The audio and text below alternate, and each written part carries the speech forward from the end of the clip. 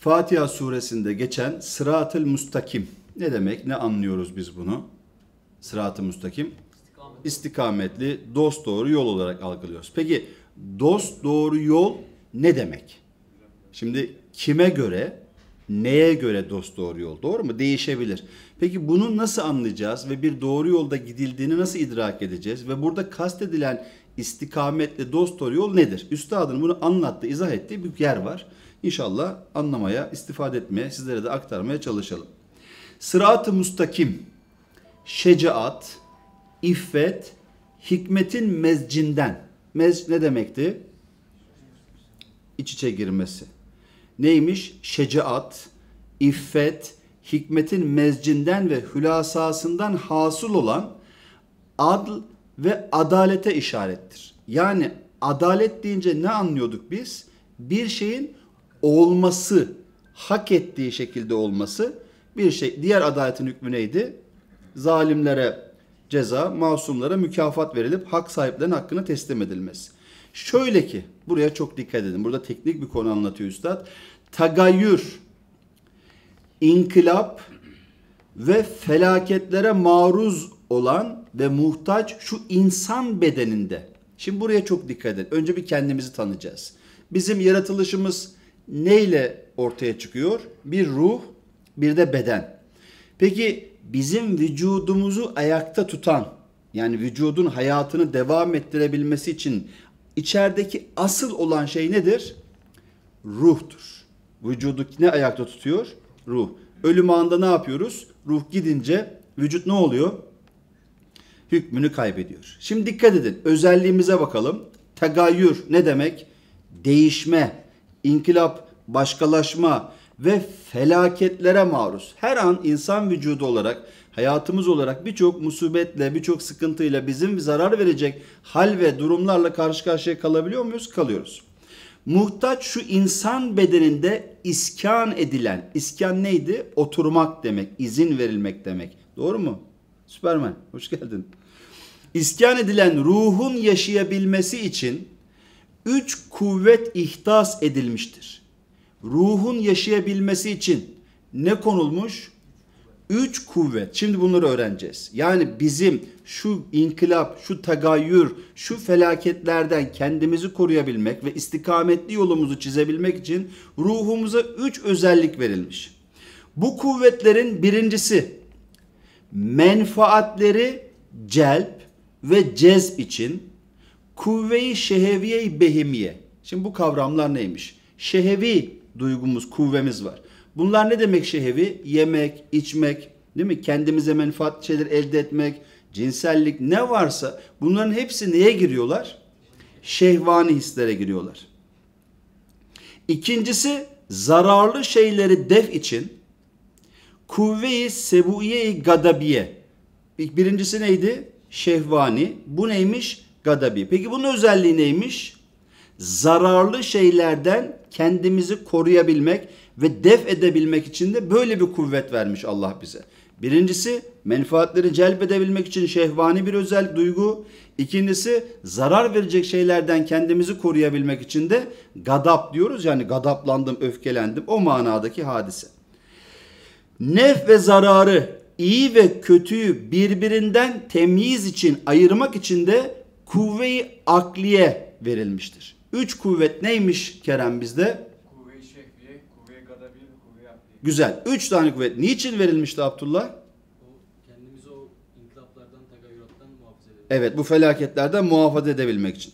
Lakin, şimdi burası hassas noktası geliyor. Lakin insandaki bu kuvvetlere şeriatça bir had, bir nihayet tayin edilmiş ise de ne demek? Tam şehvani duygumuz var ama fıtratta yok. Ne yok? Sınır yok. Şeriat koymuş. Allah bize göndermiş olduğu kitabında, peygamberinde ne yapmış? Demiş ki bu şehvani duygu sende var ama buraya kadar kullanabilirsin. Gadap duygusu var, buraya kadar kullanabilirsin. Akıl var, buraya kadar kullanabilirsin. Bir sınırını, bir hududunu tayin etmiş ise de fıtraten tayin edilmemiş olduğundan, yani bu kuvveler insan fıtratında sınırı olmadığından dolayı, nihayeti olmadığından dolayı Bu kuvvetlerin her birisi tefrit, vasat ve ifrat namıyla 3 mertebe ayrılır. Şimdi biz kendimizi tanıyoruz. Allah bizim ruhumuza 3 kuvve vermiş, 3 kuvvet vermiş. Şehvani, gadabi ve akli. Ama bunlarda neydi arkadaşlar? Fıtratta bir sınır yok. Olmadığından dolayı da kademeler ayrılmış. İfrat ne demek? Aşırıya gitmek. Tefrit, o da aşağı doğru aşırıya gitmek. Vasat, orta. Şimdi buraya dikkat edin. Mesela kuvve-i şehviyenin tefrit mertebesi.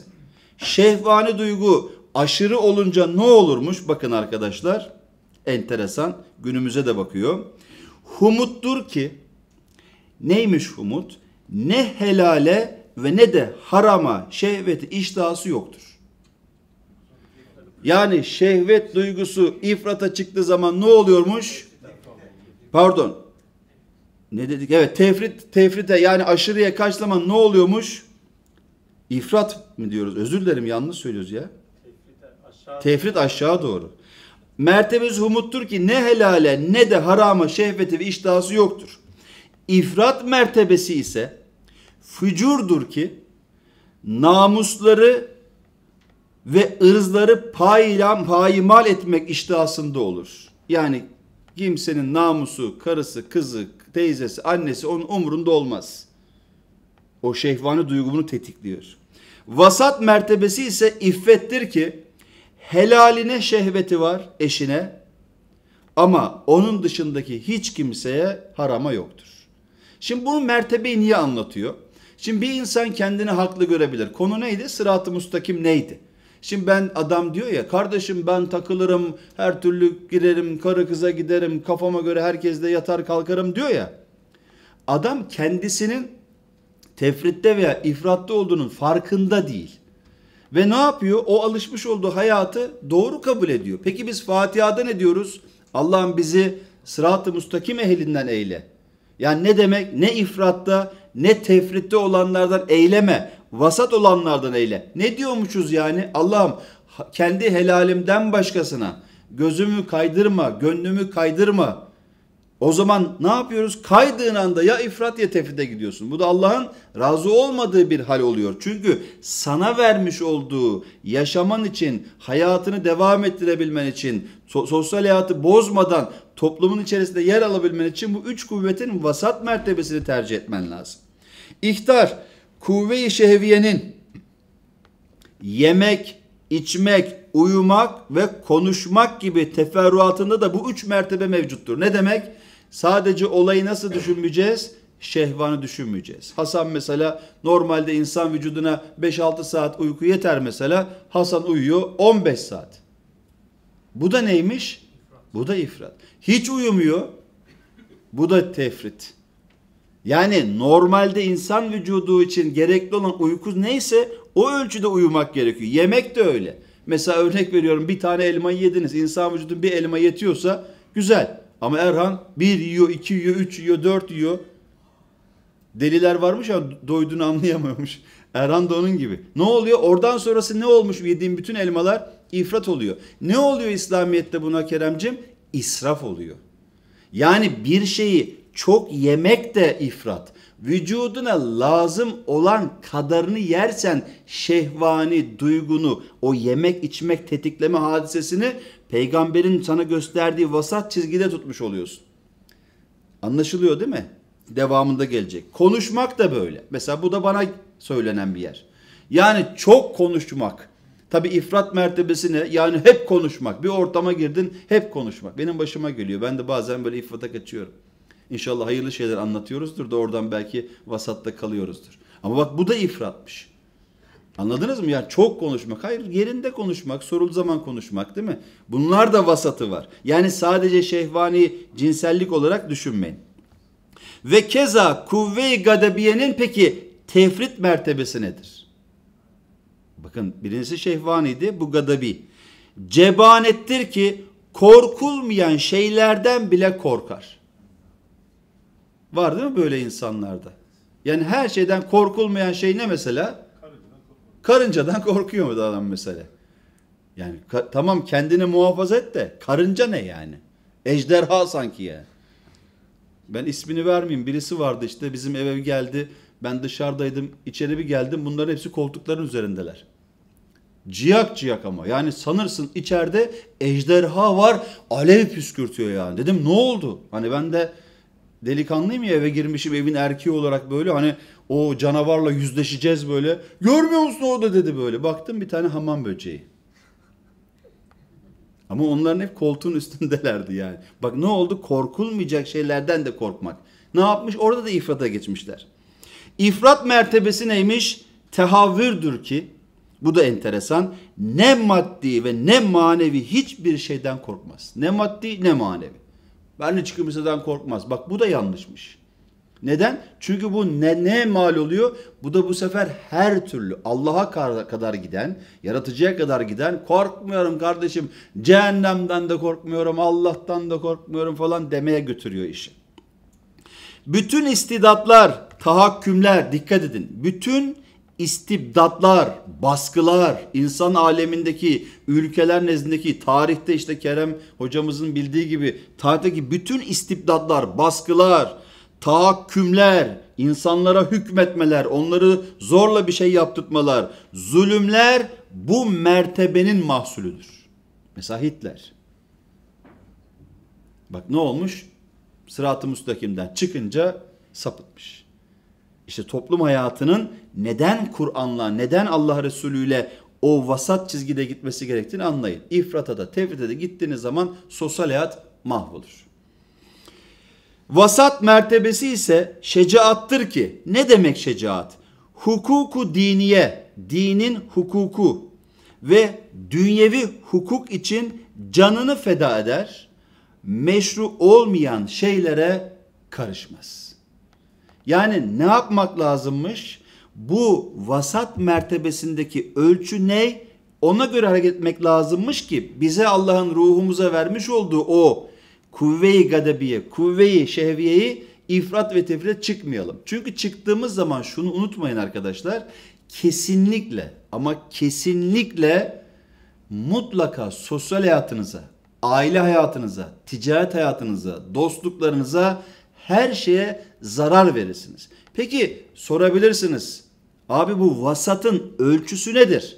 Mesela camilerde hocalarımız Allah razı olsun şöyle derler. Kur'an'a göre amel edin. Değil mi? Hayatınızda Kur'an olsun. Biz nasıl anlıyoruz bunu? Yani evde bir Kur'an olsun, kütüphanenin en üst kısmına koyalım. Değil mi? O zaman demek ki Allah'ın istediği gibi bir şey oluyoruz. Yani Kur'an bizim hayatımızda oluyor. Peki bu mu kastediliyor Hasan? Hayır, bu kastedilmiyor. Hazreti Ayşe validemiz ne buyurmuştu peygamberimizin ahlakı için?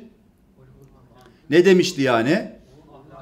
Onun ahlakı Kur'an ahlakıdır dedi. Peki o zaman biz o haddi vasat, yani olması gereken sosyal hayatı, aile hayatını, ticaret hayatını, dostluğu, arkadaşları bozmadan Allah'ın istediği ve duygularımızın vasat mertebesi olan uygulamayı kimde göreceğiz? Peygamberimiz Aleyhisselatü Vesselam'da göreceğiz. Ya o ne yapmış, nasıl yemiş, nasıl oturmuş, nasıl konuşmuş, nasıl ticaret yapmış, dostlukları nasıl, aile hayatı nasıl, kızdığı zaman nasıl, ne kadar kızmış, değil mi? Sevindiği zaman ne kadar sevinmiş, ne kadar uyumuş, ne kadar yemiş. Bunların her birisi o vasat çizgisi işte. Çünkü Peygamberimiz ifrata ve tefrite hiç girmemiş. Allah da onun için ne yapmış? Bize onu göstermiş. Demiş ki işte sizden olmanızı istediğim şey budur. Ve onun dönemi nasıl bir dönem olarak adlandırılıyor Abdullah? Asr-ı saadet. Neden? Çünkü o insan ruhuna verilmiş o duyguların hepsi vasat mertebesinde peygamberden gören sahabelerde onun gibi yaşayıp onun gibi hayatlarına geçirdikleri için bütün bu duyguların tezahürünü ne olmuş? O zaman problemlerin hepsi ortadan kalkmış. Tabii ki istisnalar olabilir. Aklına gelebilir. Ya şöyle olmuştur diye. İstisna her zaman var. İhtar, bu kuvve-i gadabiyenin füruatında da şu üç mertebenin yeri vardır. Yani o bahsedilen konular. Ve keza, şimdi buraya gelelim. Burası önemli. Üçüncüsü neydi? Akliye. Kuvve-i akliyenin tefrit mertebesi ise gabavettir ki, bu Ömer'den bahsedilen kısım, hiçbir şeyden haber olmaz. Yani dünya umurunda değil. Ömerciğim seni aslında yanlış yerde söyledik ki bir sonrakinde söylemem lazım. Hiçbir şeyde umurunda olmaz, kim ne olabilir? Eyüp olabilir. Yani hiçbir şeyden haberi, hiçbir şeyden umursamıyor. Bu aslında şey, yani böyle dünya umurunda değil. Böyle hani tabiri caizse mal gibi yaşıyor derler. Yani böyle ya her şeyi böyle vurdum duymaz bir hal yani. Akılla adamın çok büyük bir bağlantısı yok yani. Yani verilmiş muhteşem bir akıl var. Bunu ne yapmıyor? Çok istimal etmiyor, kullanmıyor. Daha çok farklı bölgelerde bir beyinsel işlemler var hayata yansıyan. İfrat mertebesi ise neymiş? Cerbezedir. Cerbezeyi nasıl anlarsınız? Hakkı batıl, batılı hak suretinde gösterecek kadar aldatıcı bir zekaya sahip olur. Hani bunu genelde bazen bizde de bu ifrat mertebesine çıktığımız olur. Ben mesela hanımla konuşurken bu ifrat cerbezeye düşüyorum bazen. Mesela bazen gerçekten haksızım. Hasan da yapıyordur tahmin ediyorum onu. Haksızım yani, biliyorum hanımla bir problem var. Konuşmaya başlıyoruz böyle. Ben onu böyle birkaç akli manevralarla, birkaç farklı sözlerle, olayları manipüle ederek böyle sonunda kendimden özür diletecek bir hale getiriyorum. Zaten hanım da diyor ki ne oldu ya, baştan sen hatalıydın diye, özür dileyen ben oldum. Şimdi burada aslında biz ne yapıyoruz? Manipüle ediyoruz. Bu doğru mu? Değil. Ne yapmamız lazım? Ya karıcığım özür dilerim. Hakikaten burada ben yanlış yaptım desem bu vasat mertebesi. Hanımı aldatmaya çalışmak, manipüle etmeye çalışmak bu cerbeze, ifrat değil mi? Peki ötekisi ne? Yani öyle hanım konuşuyor mal gibi bakıyorsun falan, yani dünya umurunda değil, evden haberin yok, hanımına karşı bir ilgi alakan yok, konuşmuyorsun falan, böyle bir halde de bu da aklın ne olmuş oluyor? Tefrit mertebesi. Vasat mertebesi ise hikmettir ki hakkı hak bilir. Şimdi burası çok önemli. İmtisal eder, ona uyar. Batılı batıl bilir, içtinap eder. Burası neden çok önemli? Ben bunu sosyal hayatta çok gözlemliyorum. Sizler de mutlaka aynı şekildesinizdir. Hakkı hak bilmek ne demek? Bu bir arkadaşınızla aranızda olan bir durumda da olabilir. Az önce anlattığım gibi hanımınızla yaşanan bir durumda da olabilir. İş yerinde de olabilir. Siyaset aleminde de olabilir. Yani çok net soruyorum. Sizin sevmediğiniz bir adam var diyelim. Mesela Murat'ın sevmediği bir adam var. Bir konuda tartışıyorlar. Adam çok doğru fikirler söylüyor. Murat ama onu bir türlü kabul etmiyor. Çünkü vasat mertebesinde değil. Ya ifrat ya tefritte. Ya cerbezeyle o hakkı batıl hak göstermeye çalışıyor. Şöyle dese Murat. Evet kardeşim, bu konuda sen haklısın. Konu kapanmaz mı? Düşman bile olsan. Veya hanımına desen ki ya burada özür dilerim sen haklısın desen. Konu kapanmaz mı? Kapanır. Aldatmaya, yalan söylemeye ihtiyaç var mı? Yok. Bak mesela şu anda bütün dünya siyasetinde dönen hadise böyle. Bir siyasetçi öyle söylüyor, bir siyasetçi öyle söylüyor. O diyor ki bu yanlış, öteki diyor ki senin yaptığın her şey yanlış. Zaten siz hiç doğru bir şey yapmıyorsunuz. Ya ortada hiçbir doğru yok. Her şey yanlış. Ne taraftan baktığına bağlı değişiyor. Şöyle çıksan desen ki ya arkadaşım sizin söylemiş olduğunuz konuların içerisinde doğrular var. O doğruları tebrik ediyorum, takdir ediyorum. Benim için de iyi oldu. Bu yanlışlarımı görme vesile oldu desek. Diyebilir miyiz? Diyemeyiz. Ama işte peygamber döneminde öyleymiş kardeş. Hiç kimse üste çıkmak, dikkat edin, haklı çıkmak için bir mücadele etmiyor. Ne yapıyorlar? Hakkın ortaya çıkması için çalışıyorlar. Haklı çıkmaya çalışmıyorlar. İşte üstad bunu söylüyor. Vasat mertebesi hikmettir ki hakkı hak bilir, imtisal eder ona uyar, batılı batıl bilir, ondan içtinab eder kaçınır. İşte maalesef bu da hayatımıza gelmediği için biz ne olursa olsun o aklın cerbezesinden dolayı biz hep haklı çıkmaya çalışıyoruz. Ne olursa olsun. Düşün hayatınızı, göreceksiniz bu cerbezeye düştüğünüz anları, humuda düştüğünüz anları, vasatta olduğunuz zamanları idrak edeceksiniz. Peki bunu niçin bilmemiz gerekiyor arkadaşlar? Bunların içerisinde hareket edemezsek, yani vasat mertebede hareket edemezsek Allah'ın razı olmadığı bir hayat yaşıyoruz. Allah'ın hoşnut olmadığı bir şekilde konuşuyoruz, dostluk yapıyoruz, sosyal hayatımızda, aile hayatımızda, her şeyde hep ifrat ve tefrit içinde kalıyoruz. Bu da Allah'ın razı olmadığı bir hal. İhtar, bu kuvvetin bu 3 mertebe inkısamı ise füruatı da 3 mertebeye havidir. Füruat ne demek? Teferruat, ince ay şeyleri. Mesela bakın bu iş nereye kadar gelmiş? Biz sosyal hayattan küçük küçük misaller verdik. Ama bu iş nereye gelmiş? İfrat ve tefrit neleri ortaya çıkarmış? Mesela halk-ı ef'al meselesinde. Halk-ı ef'al ne demek? Fiilin yaratılma meselesi. Yani bu fiilin yaratıcısı ben miyim? Allah mı? Burada nasıl bakmamız gerekiyor? Cebrin mezhebi ifrattır. Cebriye gelir. Ne demek? Cebir zorlama. Böyle bir mezhep bir dönem böyle bir inanış çıkmış. Ne demişler bunlar? İnsan hiçbir şey tercih edemez. Allah'ın istemiş olduğu bir şekilde fiillerin hepsini yerine getirir. Anlıyor musunuz? Ne yapmış? Bütün insanı fiilden mahrum etmiş. Bakın bu düşüncede. Peki bu düşünceye baktığınız zaman İslam ekolü içerisinde doğru mu? Değil. O zaman benim imtihanım nerede?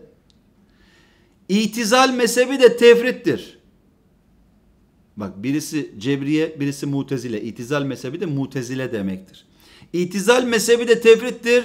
Tesiri insana verir. Ne demek tesiri insana vermek? Kendi fiilinin haliki. Kendi fiilinin yaratıcısı insandır der. Allah nerede? Güya Allah'ı tenzih ediyorlar. Kardeşim Allah'ın her fiilin yaratıcısı olması hadisesi ne oldu o zaman?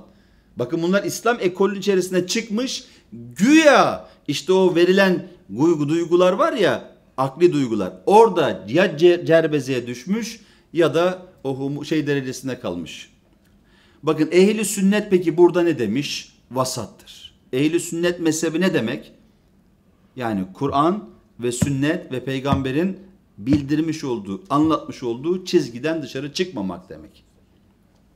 Çünkü bu mezhep beynedir ki o fiillerin bidayetini, peki ehl-i sünnet ne diyor? Sen bir fiilin hayata geçmesini istersin. Bakın o fiili istersin. O istemiş olduğun fiili Allah yaratır. Sen istediğinden dolayı sorumlu olursun. Mükafat ve cezasını görürsün. Anlaşılıyor mu? Ama Cebriye ve Mutezile mezhebi ise onların ikisi de tamamen birisi aşağı birisi yukarı saçma sapan bir görüş söylemişler.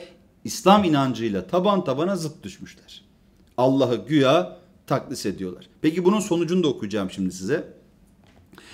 Çünkü bu mezhep beynedir yani ehl-i sünnet vel cemaat o fiillerin bidayetini irade-i cüz'iye insana, nihayetini irade-i külliye verir. Yani Allah biz isteriz, istediğimiz bütün fiilleri yaratır. Yürümek mi istiyorsunuz, koşmak mı istiyorsunuz, görmek mi istiyorsunuz, konuşmak mı istiyorsunuz, adam mı öldürmek istiyorsunuz, namaz mı kılmak istiyorsanız, ne yapmak istiyorsanız bu istekler bize ait ama istediğimiz fiilleri o yaratıyor. Yani ellerimizin hareketinden vücudumuza, fiillerimize kadar Allah'ın yaratmadığı hiçbir fiilimiz yok. Bizim rolümüz neydi? İstemek. Güzel.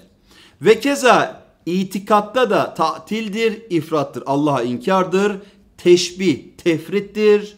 Ne demek? Benzetme, Allah'a bir şeye benzetme. Yani itikat mezhebinde de tevhid ise yani Allah'tan başka ilah yoktur.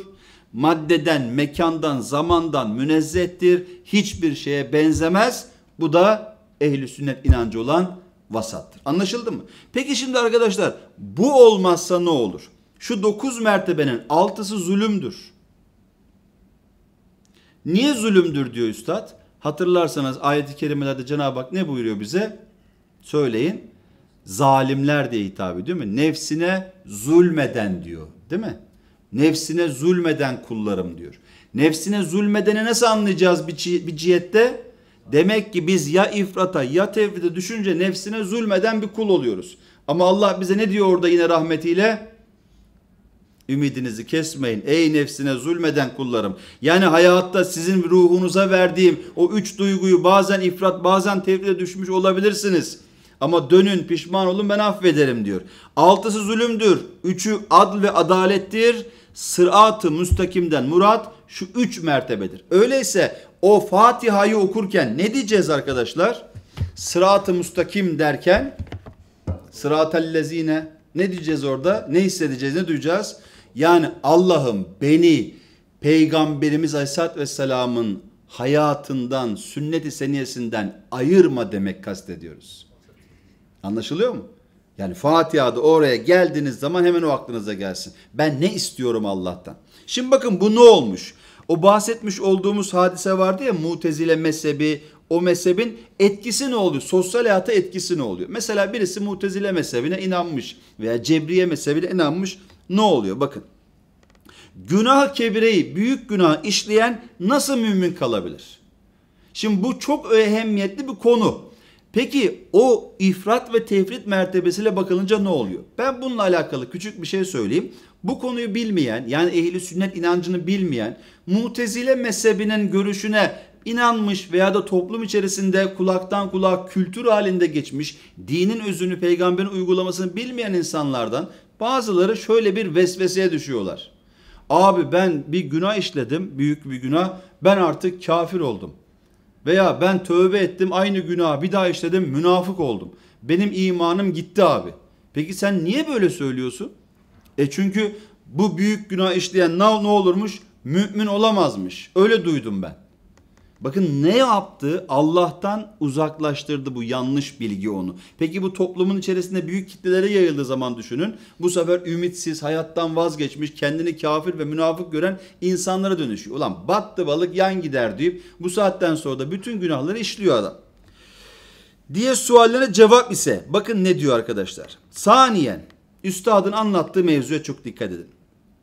Nefsi insaniye, insanda bir nefis var. Muaccel ve hazır bir dirhem lezzeti. Burayı anlayamazsak arkadaşlar bu hataya çok düşeriz. Nefsi insaniye, insanda bulunan nefis, muaccel, peşin, hazır bir dirhem lezzeti, müeccel, ötelenmiş, sonraya bırakılmış, gayip bir batman lezzete tercih ettiği gibi. Nefsimiz neymiş Kerem? Hemense, anladın mı?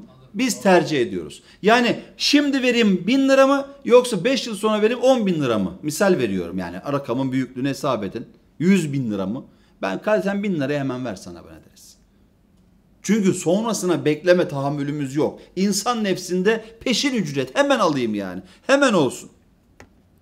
Hazır bir tokat korkusundan da aynı bu özellikten dolayı da ileride bir sene azaptan daha ziyade çekinir. Yani bak burada bir tokat, aman ben o tokadı yemeyeyim. İleride sıkıntı değil. İlerideki korkutmuyor. Mesela kendinize bakın. Senin ismin neydi? Muhammed kaç yaşındasın? 15. Çok samimi soruyorum. Cehennemden korkuyor musun? Hiç öyle bir aklın çıktı oldu mu? Ne zamanlar aklın çıkıyor? Tekrar nasıl koyuyorsun? Çıkınca. Yani çok olmuyor. Cehennem dediğin şeyle hiç araştırma yaptın mı? Baktın mı? Dehşet bir azap. Nasıl bir azap biliyor musun Şahin Hocam?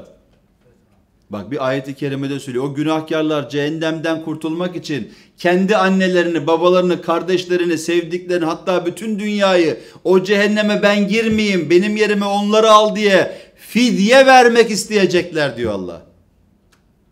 Çok samimi söyleyin. Korkuyor musunuz?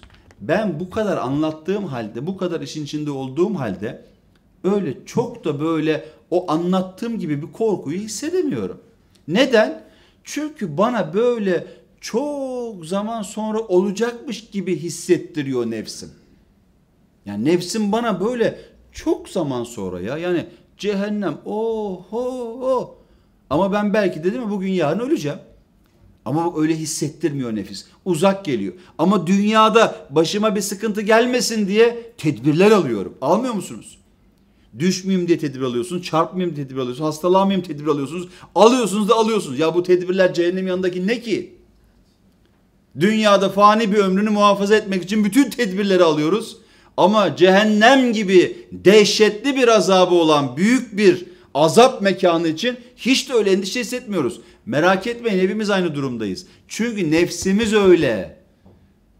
Hazır tokattan korkuyoruz. Sonra gelecek cezadan çok korkmuyoruz. Hazır lezzeti istiyoruz. Sonradan verilecek lezzeti ona tercih ediyoruz, hazır olana.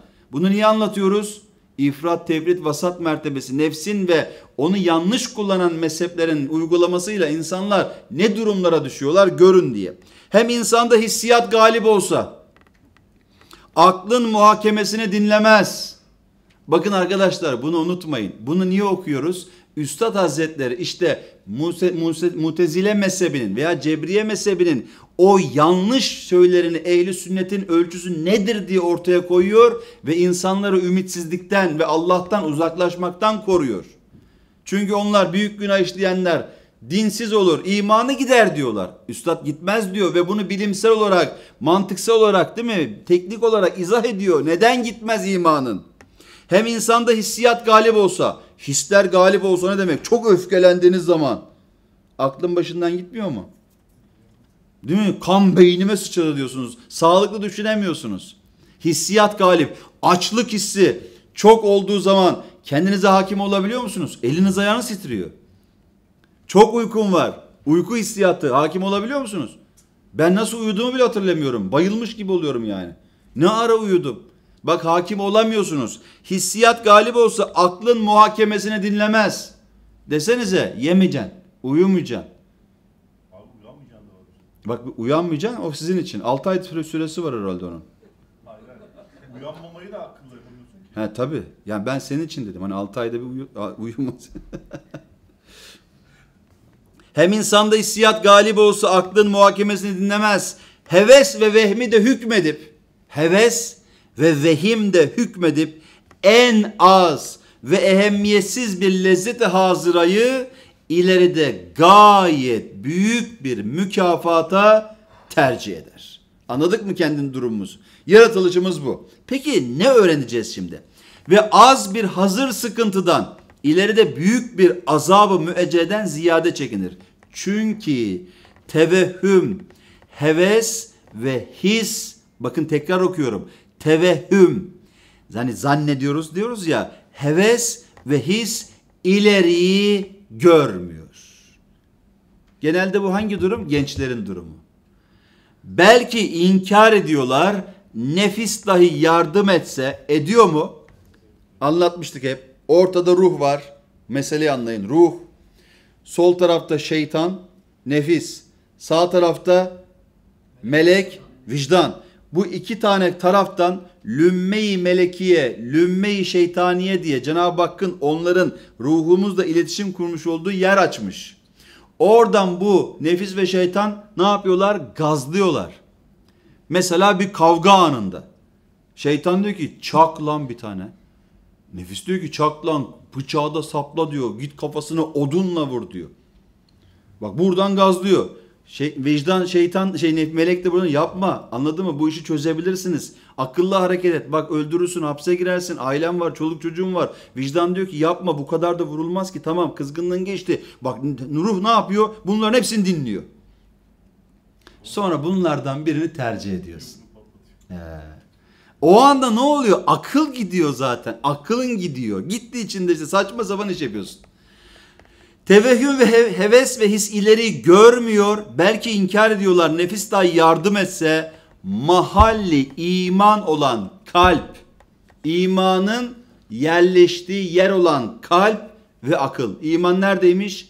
Kalp ve akılda. Susarlar, mağlup oluyorlar. Günahları neyle işliyormuşuz arkadaşlar? Hislerimizle, nefsimizle, vehmimizle işliyoruz günahları. Kalp ve akıl değil. Bunun en büyük özelliği nedir? Günah işledikten sonra böyle bir pişmanlık, bir vicdan azabı çekmiyor musunuz? Bir an böyle yani söylemeseydim, yapmasaydım. Yani böyle bir içinde bir yangın oluyor, bir günaha giriyorsun değil mi? Tarifini mümkün olmayan böyle duygular yaşıyorsun. Yaşamıyor musunuz abicim? İnternette böyle ödevini ararken bir bakıyorsun ki başka bir boyuttasın. Görmemen gereken yerleri görüyorsun değil mi? İzlememen gereken izliyorsun. Hasan diyor nasıl geldim ben buraya? Allah'ım beni affet diyor. Demiyor mu yani? Bak hepinizin yüzünde aynı mahcubiyeti görüyorum. Ama bak biz o anda hisse kapılıyorsunuz işte. Niçin bize diyorlar haramınla helal olmayan kişiyle baş başa bulunma? Çünkü bulunduğun zaman orada nefis hemen yokluyor oradan. Seni oradan gazlıyor, oradan gazlıyor. Yalnız kalmamaya niye çalışın deniliyor İslamiyet'te? Çünkü sana doğruyu gösterebilecek, yanlışa gidersen durdurabilecek birisi olsun diye. Şu halde biz bunu öğrendik. Şu halde kebairi işlemek, yani büyük günah işlemek, iyi dinleyin, İmansızlıktan gelmiyor. Büyük günahı işlemek imansızlıktan gelmiyor. Senin imansız olduğunu göstermiyor. Belki his ve hevesin ve vehmin akla ve kalbe galebesiyle aklın ve kalbin mağlubiyetinden ileri geliyor. Peki bu durumda yine ehl-i sünnete göre ne yapman gerekiyor? Üstad ne ifade etmişti? Büyük günahları serbest işleyip aldırmamak. O imandan hissesi olmadığına delildir. Yani büyük bir günahın içine düşebilirsiniz. Zina, içki, her şey olabilir bu. Ama bu durumda siz o günaha düştükten sonra bir içinde yangın, bir pişmanlık, bir üzüntü, bir gözyaşı döküyorsanız, gerçekten üzgünseniz, bu sizin imansız olduğunuzu göstermiyor. Hissinize, vehminize, şeytana ve nefsinize aldandığınızı gösteriyor. Peki öteki mezhepler ifrat ve tefrit çizgisiyle baktıkları için ne diyorlardı? Sen artık kafir oldun. Çünkü mümin büyük günah işlemez diyor. Ama ehl-i sünnet öyle demiyor. Anlaşıldı mı? İşte o sırat-ı müstakim bu yüzden çok önemli. Peygamberimizin hayatı bilinmesi bu yüzden çok önemli. Bilinmezse o zaman saçma sapan insani görüşlerle dinini yaşadığını zannedersin. Hani var ya toplumumuzda bazen bazı örflerde, bazı yerler Erzurumlusunda, işte Konyalısında, bilmem nesinde, farklı farklı Rize'sinde kendi yörelerine göre dini bazı yasaklar, helaller, haramlar koyuyorlar ya. Oraya gidersin dini okumazsan yani. Değil mi? Kur'an'da ne yazıyor? Peygamberimiz nasıl uygulamalı hayat yaşamış? Ne yapmamız lazım bilemezsek sırat-ı mustakimde yaşamak isteyip diye dua ettiğimiz o Fatiha'daki sırra mazhar olamayız. Ben mesela namazımı kılıyorum, Kur'an-ı Kerim'i okuyorum, namazlarımı kıldığım halde diyorum ki ben sırat-ı mustakimde yaşıyorum. Öyle sanıyorum ama bu konularda mesela bir habersem oysa hiç alakam yokmuş galiba sırat-ı mustakimde. Aynen, çünkü bazı insanlar neyi biliyor? Sadece namaz, işte oruç, zekat olarak sırat-ı müstakim algılıyor. Ama öyle değil. Peygamberimizin aile hayatı. Mesela şimdi sen evli bir insansın. Eşine karşı böyle kızdığın zaman bütün şeyi yapıyorsun. Tokat vuruyorsun. Örnek veriyorum, tekme atıyorsun. Bağırıp çağırıyorsun. Diyorsun ki kardeşim ben erkeğim ya, benim evde sözüm geçecek. Bu bir kere İslam ahlakı değil. Peygamber ahlakı değil. Sırat-ı müstakim değil. Sen o anda ya ifrata gitmişsin ya tefrite gitmişsin. Oysa ondan haberim yok yani. Öyle bir şeyden haberim Değil. yok. Ama ben diyorsun ki ben namazımı kılıyorum. O namaz sadece namaz olarak kalır ama öbür tarafta da cezanı görürsün yani. Evet. El Fatiha.